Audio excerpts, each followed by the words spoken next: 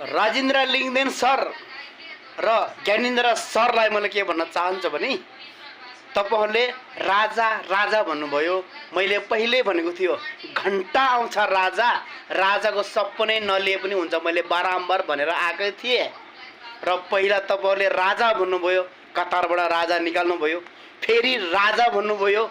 एकजना पत्रकार भाइ, एकजना हामी जस्तै सर्वसाधारण भाइको ज्यान गुमाउन पर्यो र कतिको क्षति पुग्यो, कतिको घर तोडफोड भयो, कतिजना घाइते भयो, तर पनि राजा आउँदैन के।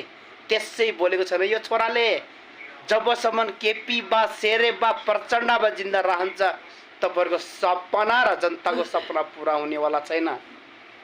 यति राजा नै चाहिएको छ, राजालाई हेर्न नै मन छ भने एकचोटि रवि लामछानेले हेरे के फरक हुन्छ र। मैले पहिले भनेको थियो बारम्बार दुःख बालन शाहलाई फोहोर उठाउने, ये उठाउने, त्यो उठाउने, तर पनि जिन्दाबाद रवि लामछाने।